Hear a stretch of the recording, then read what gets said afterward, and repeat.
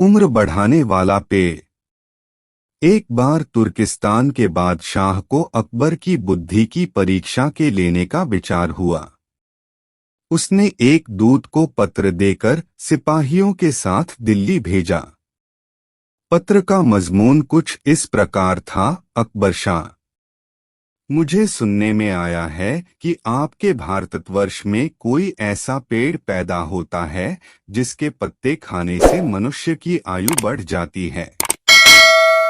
यदि यह बात सच्ची है तो मेरे लिए उस पेड़ के थोड़े पत्ते अवश्य भिजवाएं। जब अकबर ने उस पत्र को पढ़ा तो वह सोच में पड़ गए।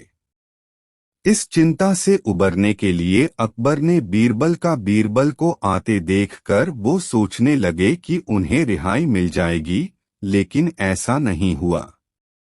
बादशाह अकबर जब उनके पास पहुंचे तो उन्होंने दूत से कहा, जब तक इस किले की एक दो ईंट गिर नहीं जाती तब तक आप लोगों को आजाद नहीं करेंगे।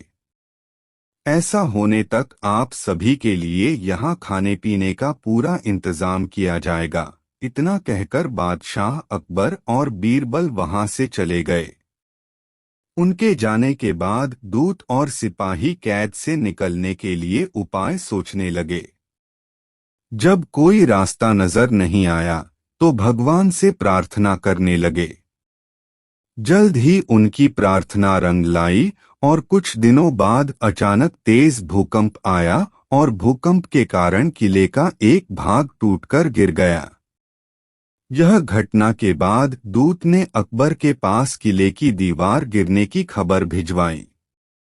यह खबर सुनते ही बादशाह अकबर को अपना वादा याद आया और उन्होंने तुर्किस्तान के दूत व सिपाहियों को दरबार में प्रस्तुत होने का आदेश दिया। उनके दरबार में पहुंचते ही बादशाह अकबर बोले, अब तो आप सबको अपने बादशाह के द्वारा भेजे गए पत्र का उत्तर मिल गया होगा। अगर अब भी आपको समझ नहीं आया है तो मैं समझा देता हूँ। तुम सिर्फ 100 लोग हो और तुम्हारी आह सुनकर किले का एक हिस्सा गिर गया, तो सोचो जिस देश में हजारों लोगों पर अत्याचार होते हैं, उस देश के बादशाह की आयु कैसे बढ़ेगी। लोगों की आह से उसका पतन तो निश्चित है। हमारे भारत देश में किसी गरीब पर अत्याचार नहीं होता। यही होता है आयुवर्धक वृक्ष।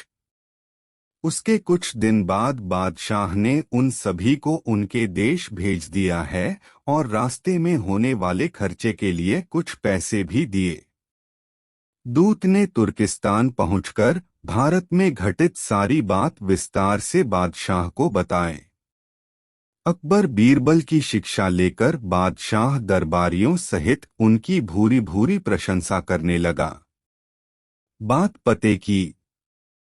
यह कहानी का तात्पर्य यह है कि सभी के साथ प्रेम से रहना चाहिए और कमजोर पर अत्याचार नहीं करना चाहिए। साथ ही वही देश तरक्की करता है जहां प्रजा सुखी रहती है।